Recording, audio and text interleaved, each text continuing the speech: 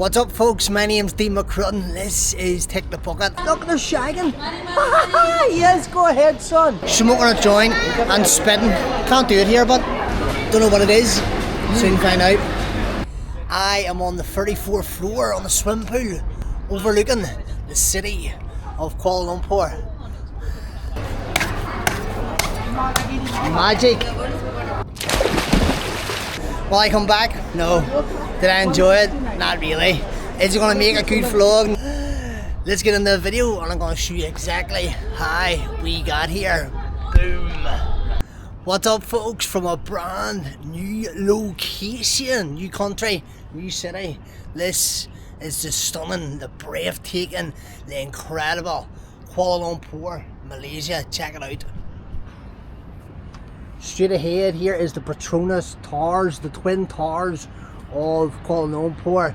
Here, this one straight ahead, that is Kuala Lumpur Tower. And this big baby here apparently is the second biggest, second tallest building in the world. This is the highest hostel in Malaysia. We're up on the 34th floor. Now, you know how I feel about hostels. Years ago, I was a massive advocate for them. I said, if you ever want to go backpacking or travelling for the first time, you have to stay in hostels. That is where you can learn the skill set and the art of backpacking and solo travelling. As I get older, I like my own personal space. I don't stay in hostels no more, but I couldn't turn down the opportunity to stay here. Just there, that is my balcony and that is my room. I'm sharing it with 6 other people. What an incredible view to wake up to, look. And here it gets even better. It gets even better. Check this out. Ho ho ho ho ho ho. Absolutely majestic, isn't it? Absolutely majestic. Look at that.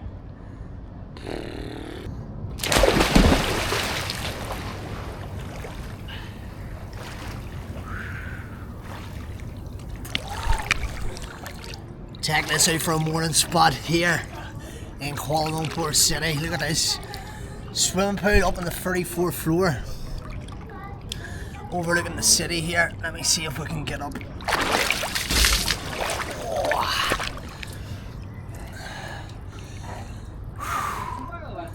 Look at that for a morning spot. Absolutely incredible.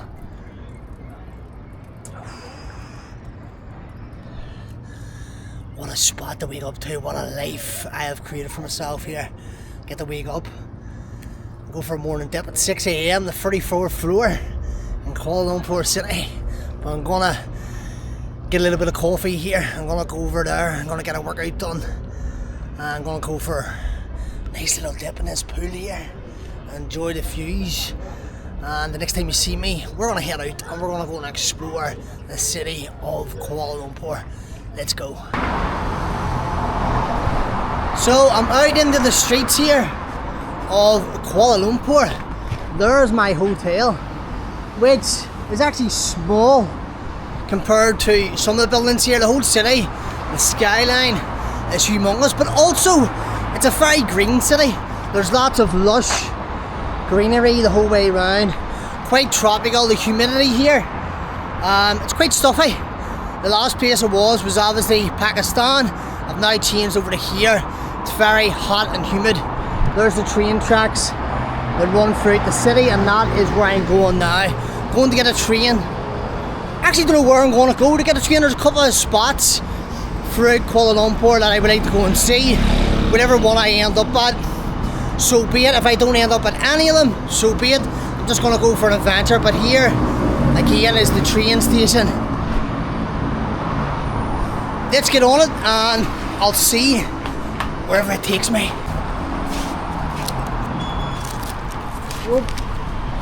So, one of the most kind of famous places to go here is Batu caves. I haven't done any research into it. It's obviously caves. But they have like really colourful steps that leads up to it. It's the most kind of famous kind of picture if you type into Google Kuala Lumpur. So I got a train ticket here that cost 2 Malaysian ringgit, I think it is, which is literally 40p or something, 40p. So it's the last stop-off point this way along the train tracks. But we'll go to the caves, we'll see what it has to offer. At least that gives me a kind of a focal point, somewhere to aim towards, go there, explore there, see what happens. But when I was in the station and I was checking out the little sign of everywhere in the city it goes to, it seems like they have a very, very good train network here. Anywhere you want to go in the city, you can go right here at the train station. And my hotel is literally just that hotel there. It was literally 2 minutes walk to get here.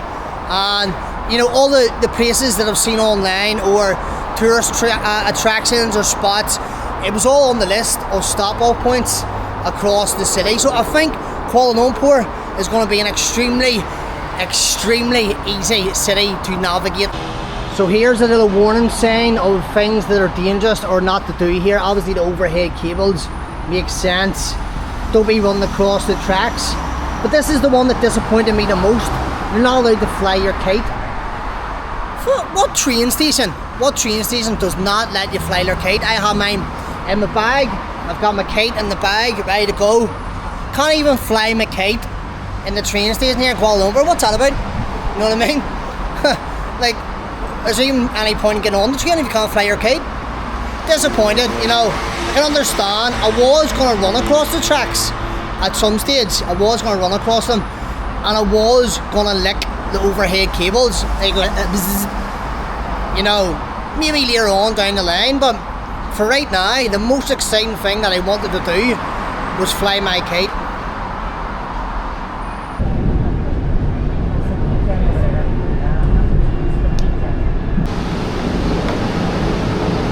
So there we go, the final stop-off point, Batu Caves.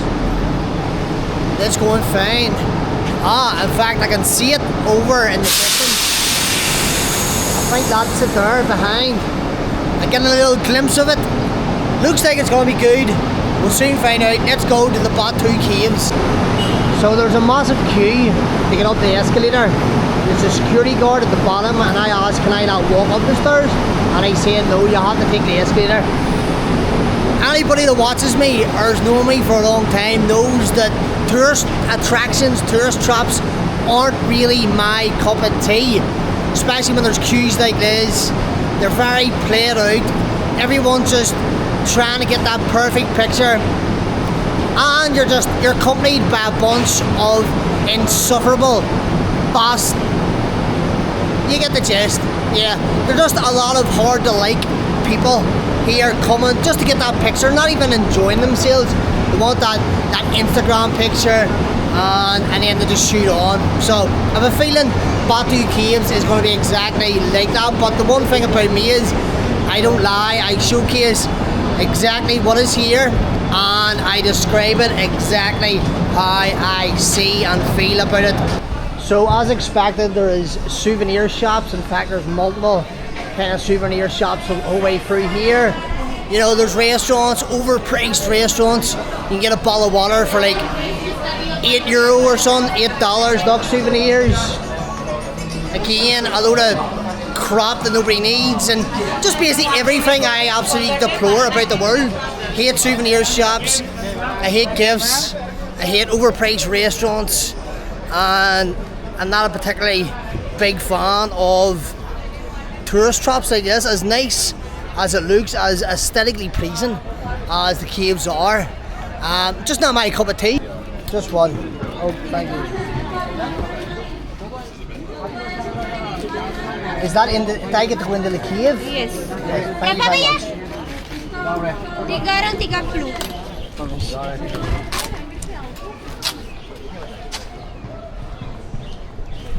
Right, here we go. 15. That cost me. What's that? 15. £3 it cost me in here. I don't exactly know what it gets you. It's like a fake Disneyland kind of cave thing. Look at this. It's not exactly a natural wonder of the world, but this is the little fuckers I've came here to see. Apparently they try to steal your belongings. Oh, look, they're shagging. Yes, go ahead, son. Yes, son. What a guy. That's what I came for. I came to see the monkeys shagging. But apparently they steal your belongings, so I need to hold on to my camera pretty tight. People say they've had their phones and passports stolen. But I think I could just go home now. I just got to see two monkeys trimming the hole off each other. Like, That's nature at its finest. This is not. That's not nature. That's a bunch of plastic unicorns. You know, I like this now. I like that. That's pretty cool. Doesn't look natural. You know, I don't think it was originally a Buddhist temple. I feel like, again, it's just, yeah, it's like a fake Buddhist, it's like a fake Disney version of a Buddhist monastery. We're going into the caves now. Oh, this is inside the caves. Wow, look at this. Look at it, steeped in history. We've got the school filing cabinets. We've got all the boxes of bric-a-brac that nobody needs. Oh, we've got cement, tile grout. Oh my goodness, look at all the paint. That's obviously get used to paint things like the Buddha out there. More filing cabinets. Incredible. Like, Buddhist monasteries are known for utilising their filing cabinets and their tile grout. So there is given, like, they are given a little brief history of the temple the whole way along here. I just think the presentation is a bit OTT. The stairs, you know, let's go up the middle. We're going to go up the middle of the stairs here. The caves, I think if they just left the caves the way they were as as an open cave, it would be far more majestic, but you know, they've just Disneylanded it too much, you know. Wow, there is a waterfall inside, and the camera's not going to put in the justice how big that cave is. Wow. Yeah, I kind of take my word back. It is kind of impressive. I just wish it was a wee bit more natural instead of all these toys. But look, there's a waterfall actually running down the caves here. So it is just as expected. It is a humongous cave. Look at the size. This is one of the main ones here. And at this stage we are deep inside the mountain. There is little pockets of stairwells that I'm thinking maybe years ago the people used to live here or inhabit. There is a staircase. Obviously it's blocked off now, but that goes in further, and over that side also there's another one. So I'm thinking that people live here deep inside the cave. So to get to the top cave where it was a minute ago, you had to climb up a massive flight of stairs. This isn't for the faint-hearted. It was extremely steep, but it only just puts into perspective how steep it was when you're actually looking down. Boom. Down there. Whoa. Woo. It's as well as a handrail. There was an older woman there. Must have been about 70 or 80. I passed her by on the stairs and got to the top, and I was up there for like 10 minutes, and she'd only just got to the top as I was leaving. Any wonder? This is, in terms of fitness level, this would be intermediate. Just like that, we're back out into civilization, and just like that, that was exactly how I expected. Tourist trap, shade, not really my cup of tea. I am sweating buckets. You can't breathe in there, obviously. It's like, whew, the air is kind of fitting there and it heats up. I'm sweating. But I want to go around and see the famous steps here. That is the main IG picture that people get, and that's the main thing when you type into Google Kuala Lumpur. It'll bring up Petronas Towers, and it'll bring up the steps around here.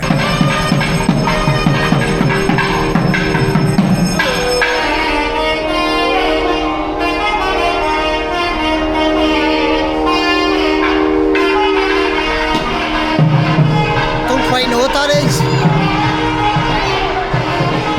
So I'm guessing, I think Malaysia is a majority Muslim country now. It was Hindu or Buddhist, but I'm guessing this region or here, that's Hindu or Buddhism at least.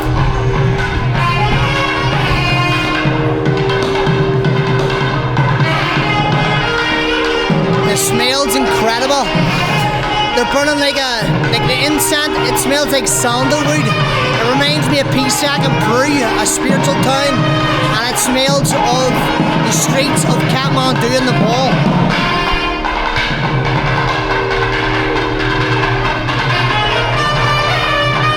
I think them two are getting married. It looks like it's a wedding.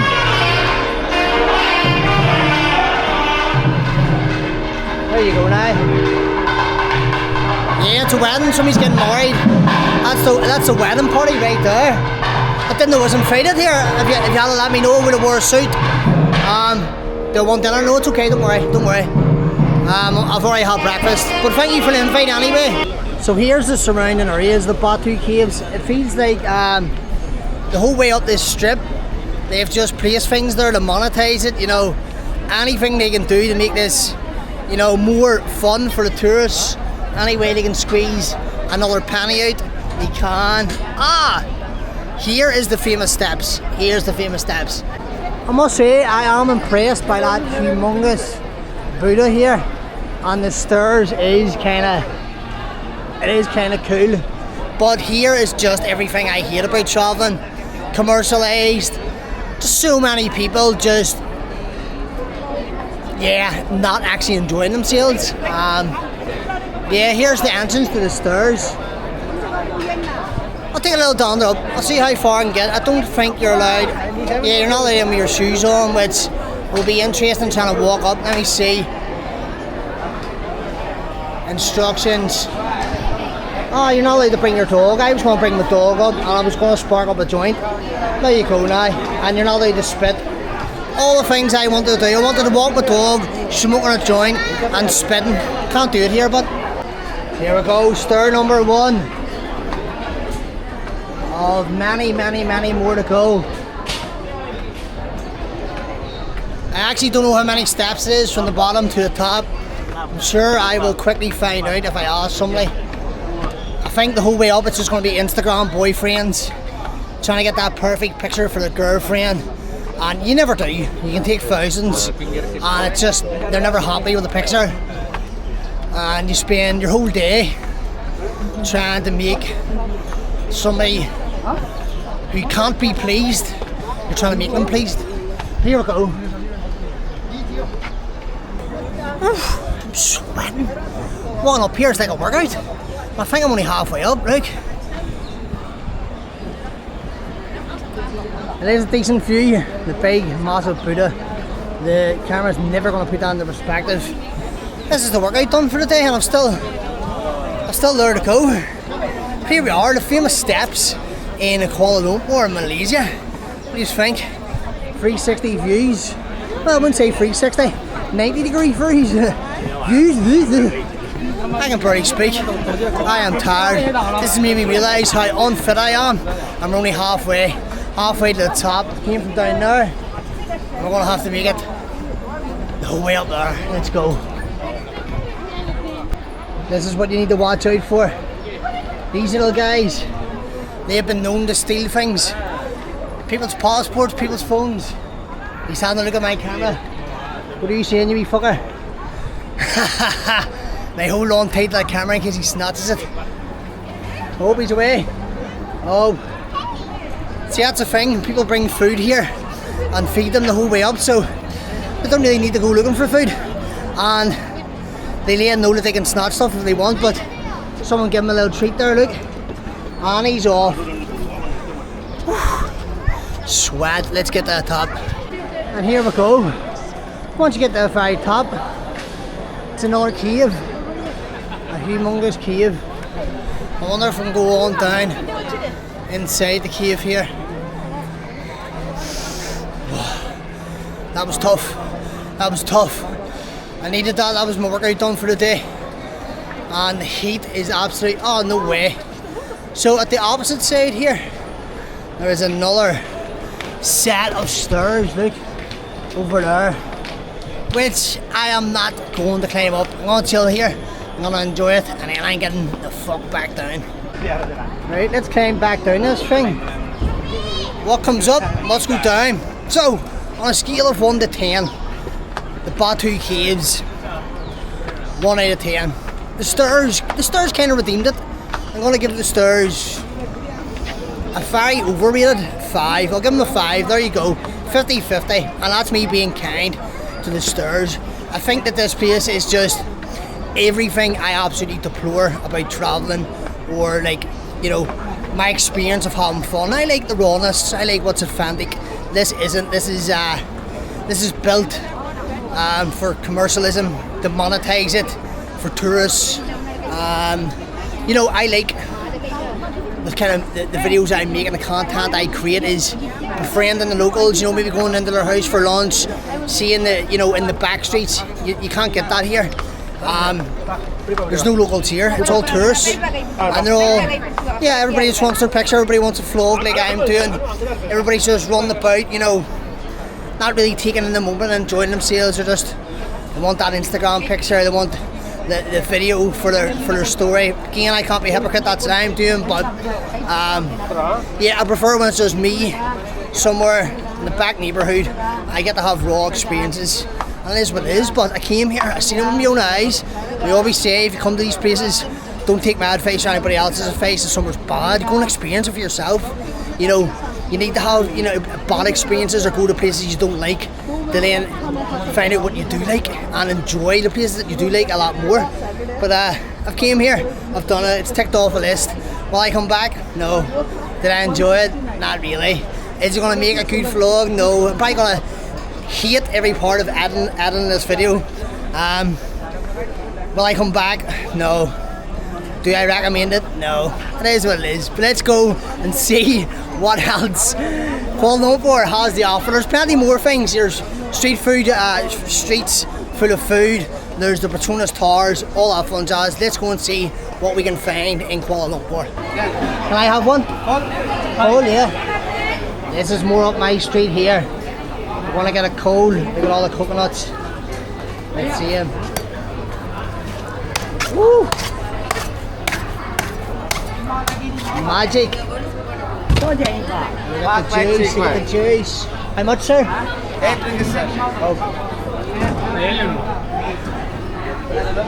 Oh, here we go. Right, I popped a seat here. I popped a seat. Check this out. The fresh watermelon, or fresh coconut, sorry. It's been a long day already. Check it out, guys. Look, fresh watermelon here in Kuala Lumpur, Malaysia. It was like 8 Malaysian ringgit, which is divided by 5. It's about £1.50. Let's check it out. Look at all the juice. It's overflowing. Here we go.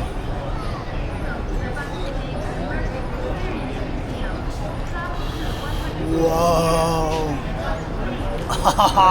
That's what I needed. That's exactly what I needed.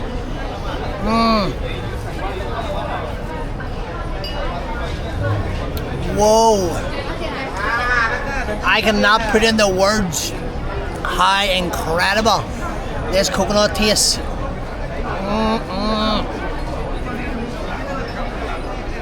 Oh, I could bathe in it. I could just rub it all around my face.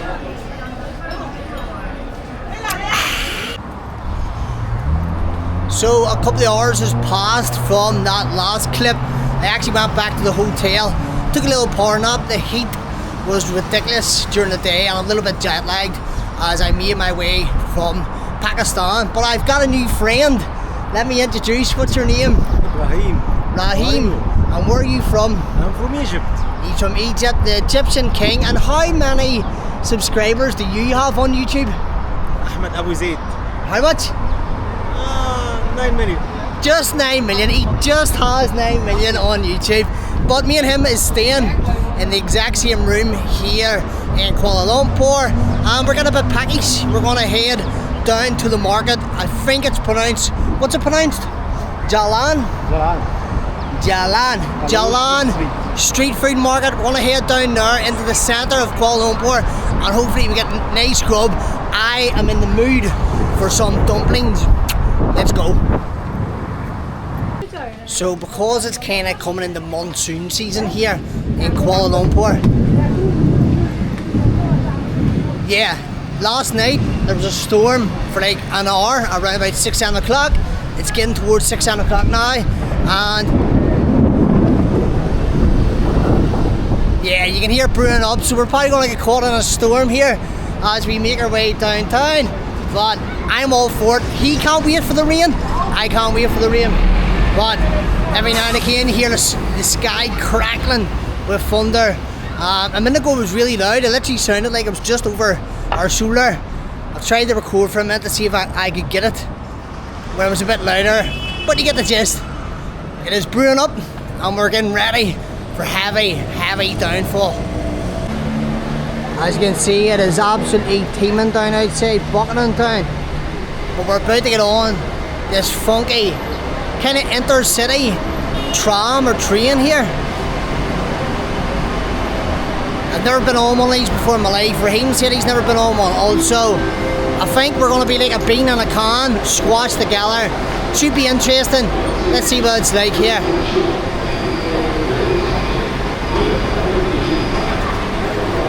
You kind of just have to be ruthless. You have to barge by people, stand your ground. This way, oh, we've got a secret way. But then when you find a secret way, everybody finds the secret way.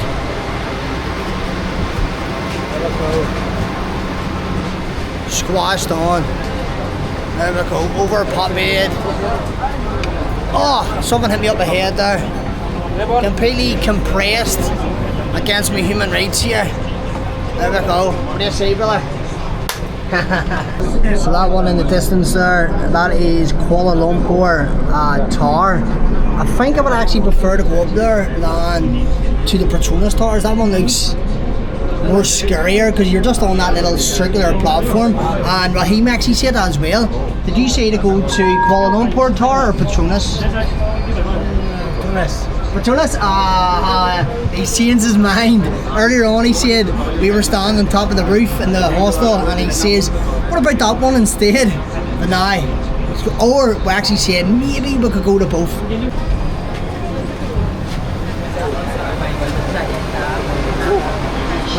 So there's two things that really stand out in Kuala Lumpur and Malaysia.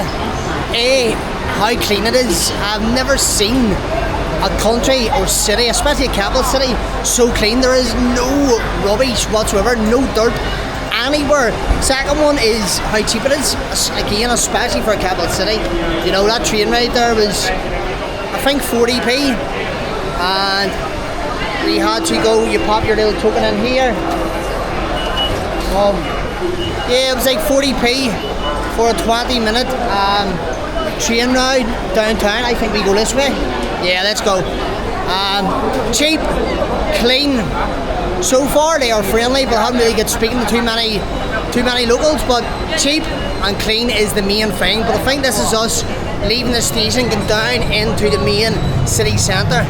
So we've arrived at a station called Bukit Bintang, and the irony is, or the funny thing about that is, if you want to find, let's say, a female counterpart in exchange for money and her sexual services, this is where you come to the place called Bukit. So if you want to bucket, you come and bucket at Bukit. There you go now. But this is the famous kind of brothel region, let's just say. At the end of the day, it's the oldest trade in the world, and you know, if they can make money and the guys who aren't getting serviced at home can have a little fun and nobody gets hurt in between, who am I to knock it? I'm not going to participate myself in those kind of deeds, but you know, each their own. Whatever makes people happy. If they want to come here and bucket at Bukit, then why not? So that's us at Jalan Alor Food Street. This is the main food market. You will not go hungry here, but I'm hungry now. I'm actually getting hangry, so I need to get fed. I just don't know what I'm in the mood for. You're spoiled for choice. Like, you've got all the meats on the skewers. This guy's got the fresh fruit and the smoothies. Don't know, Rahim, what are you in the mood for eating? What food would you like? What food would you like? Anything. He wants anything. I like that. I like these skewers. Look at this. Whoa, look at this. Woo. You're actually spoiled for choice here. It's going to be hard to just pick one place to go and sit at. I'm in the mood for dumplings. If I can see a stall that has dumplings, I am getting my dumplings. I have found dumpling heaven. Look. Oh my goodness, look at all the dumplings. Wow. Look at my selection of dumplings. Look at all the colours. Right, we're gonna do the taste test here of the dumplings. Right, we'll go with the green one first. The match the Northern Ireland top.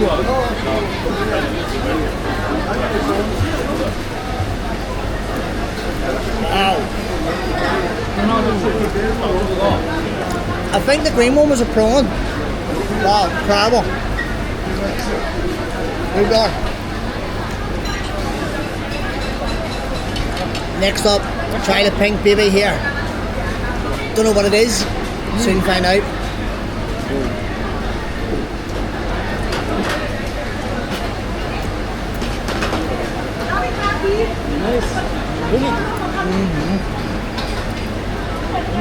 That one's chicken, definitely chicken. They don't taste much different. I think because the sauce as well, there's a really spicy sauce there that's overpowering, but dumplings, I said to my brother Rahim, you need to try your dumplings when you come out to Asia. Incredible. Right, let's go with the yellow looking one. Rahim's not impressed by the menu. He wanted Arabic food. It's understandable, it's his home nation. Have you not been to Asia before, this part of Asia? No. Just checking the menu, open the menu up and we'll get to see a couple. Go to the start. Yeah, it's all your traditional Asian food. Here's your, let me see. Like you can get exotic crabs and your oysters and prawns. Pretty much any seafood you want. Like there's more. Let me see. There's your traditional sweet and sour, your kung pao, your kung pao. And that one, I had a lot of this while I was in Pakistan, Mongolian. There you go, it's probably going to be his first time trying this style of food and he's a wee bit confused, as we all are trying it, but let's try the yellow one here.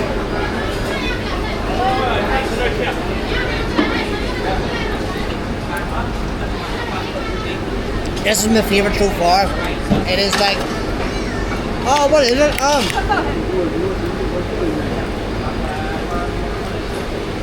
That is a taste that I cannot put my tongue on, my finger on. Wow, that was the best one so far. Has like a sweet taste to it, like there's maybe honey inside it, I think. Wow. Last one, the white one. I actually think this might be the prawn. I might be wrong. They all taste quite similar.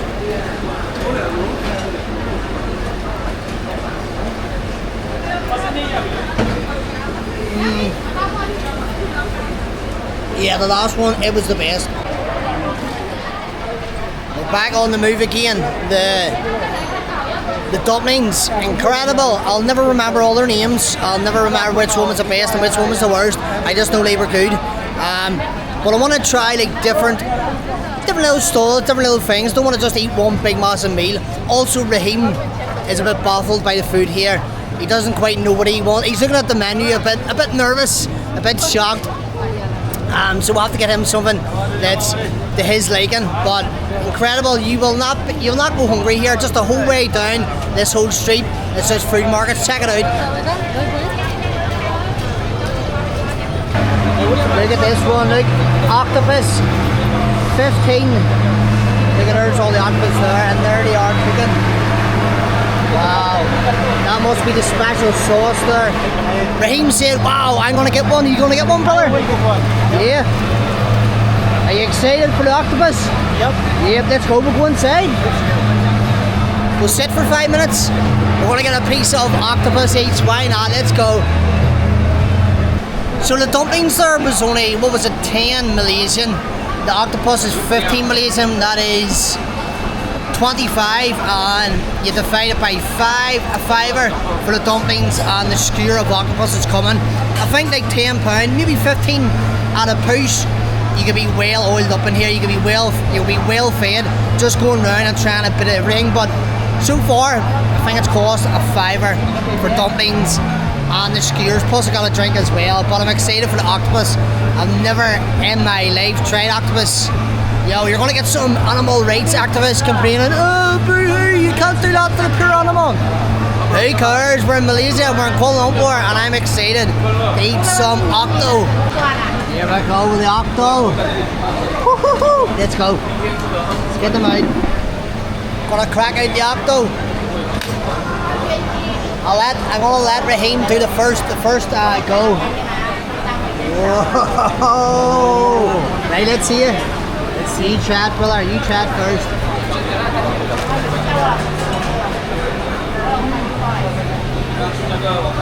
Nice.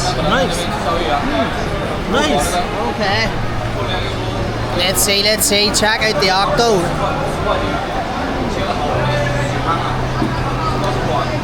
Very nice.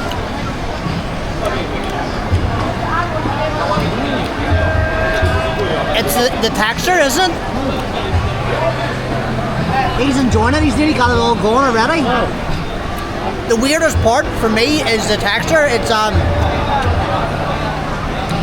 very chewy, but the season or the spice that they're using on it is.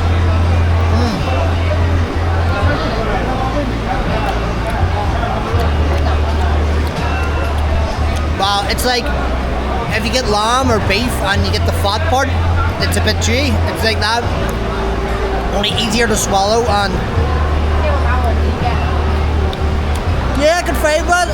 Good favourite. On a scale of 1 to 10, what do you think? 1 to 10. It's amazing. 1 to 10. 10. 10. I think he was exaggerating that for the camera. I'm gonna give it a 5.5. There you go, 5.5. The dumplings were an 8. I was talking to Rahim there, and I was kind of like daydreaming just out into the street here. The crazy street of Kuala Lumpur, food street. And I was just in awe. He looked at me and I looked at him back, and I says, I'm just happy as fuck to be here. I am so happy to be here. I get to witness this, I get to live this life, I get to befriend Rahim, the legend. Rahim, what a guy. The Egyptian King. I get to sit in the street, eat octopus. Incredible, just in awe at the life I'm living. And yeah, it just hit me there a moment ago. It was just like, I am so happy, so grateful to be here, and I get to do this here. Long may it continue. Incredible. The crazy food street of Kuala Lumpur.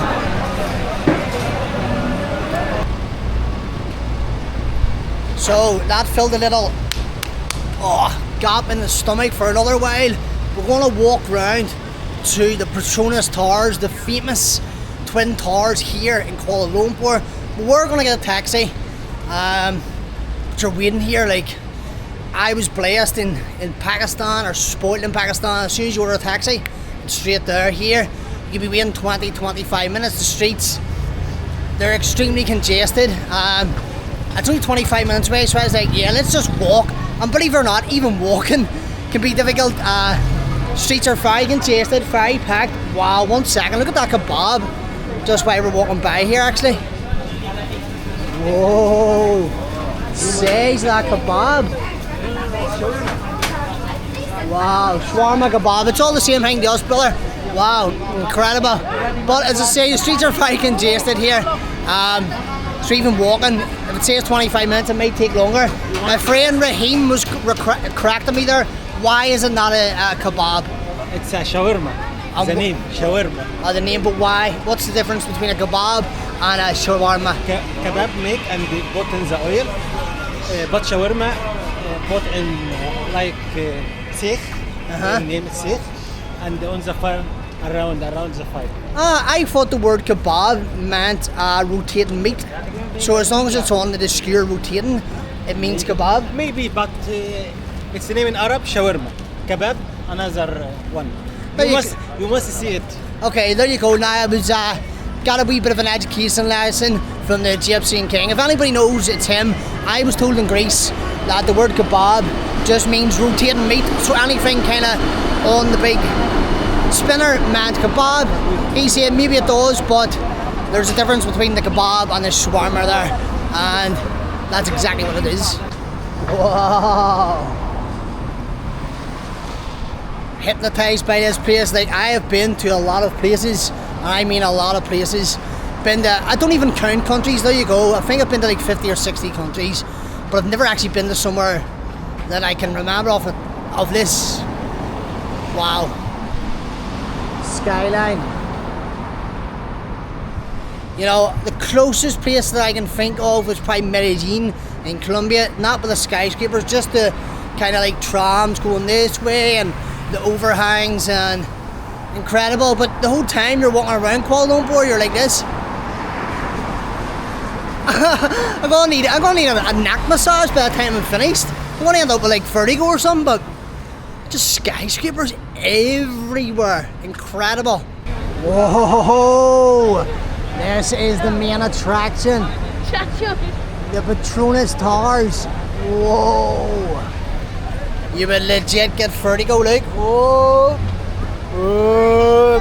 Whoa! Wow, incredible. It's actually like you're almost tilting right back just to get a look up there. Whoa.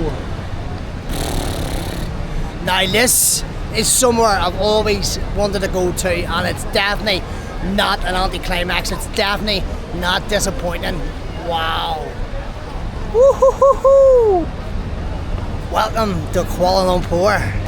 Usually I hate places like this where everyone is trying to get their picture taken, but I actually find this place funny because the tower is so big. You're having to do the craziest of angles, like. They've got their phone set up there, like, trying to get it all in. Everyone's the same. Everyone's sort of standing here where the fountain is, trying their best to get a. That's my friend from Japan. Ireland. Yeah, Ireland. Nice to meet you, brother. But everybody is just trying to get their picture with the Petronas Towers, which I must say has to be up there with one of the most difficult man-made landmarks in the world to try and get a picture. You know, you're either going to get half your body cut out, half the towers cut out, but I think that's the funny part. When you do post it on your social media, you can laugh at the experience of trying to get your picture. In fact, what I'm going to do is I'm going to put my picture here and see how good it turns out. I don't even know. We snap lots here. Like, in fact, I'm going to take a selfie. Right, so 5, 5, 5. Just hit. Or this text is 7. What's this? Put 7. You have button? Yeah. Button here? And it presses. Actually, I bring my Japanese friend. So his phone has a pen and you can just snap it and I'll take a picture. So let's go. Okay, my turn. See you later. Yup. It was a perfect opportunity. Shukriya. There we go, brother. Thank you. Wow, what a spot. The heat and humidity, the sweat is dripping on me. Oh, she's getting one more, look. On the little platform. That's maybe the best place. There's some people up here, look. On them pillars. They're here. Yeah. A place full of vanity and egos, but at the end of the day, you're maybe only here once. You may as well take that time to get that perfect pic. But look at the place. Absolutely spectacular. Whoa. Incredible. So this is the back entrance to the Petronas Towers. Wow. So it just finished there, but just missed it. There is a fountain show every night here. Kind of like the way, have you ever been to Dubai? It reminds me of Dubai. Even if you haven't been, I'm sure you've seen Dubai Harbour, where you have the light show every night. I think here, according to my research, 7 o'clock, 8 o'clock and 9 o'clock every single night they have a light show here, and it's an incredible skyline. Look, huge buildings everywhere. And if you want a picture opportunity, you're definitely best coming to the back end. I think you would get a more kind of, you'd be able to fit that in more around the front. You're right up close to it. Here, you're kind of at a distance. And on that note there, I am going to bring today's vlog to an end. It's been a long, sweaty, humid one. I want to say thank you to my bro for participating. Have you had a good night? What? Have you had a good day and night? It's a very good day. What do you think of the towers? I don't think anything about absolutely. I don't. You don't think anything about the towers? No. I think I'm thinking about one thing. You are amazing person I ever met in this journey. Thank you very much, brother. I thought you were going to say something boring there. That was actually incredible. Thank you very much. I'm the most amazing person he's met on this journey. He doesn't really care about the towers. He cares about me and the main character here. I stand out higher and bigger than the two towers. And on that note, I will see you all, guys, on the next one. Me and my bro are going to go and get some shawarma that was seen around the corner, actually. He is going to educate me. I maybe should have recorded that part of the vlog. Shawarma. He's going to, well, how do you say it? Shawarma. And he's going to educate me on the difference between kebab and shawarma. Me and him's going to go around. We're going to have a bit of fun. Maybe get some baklava as well. I'll see you all on the next one. Boom. Let's go.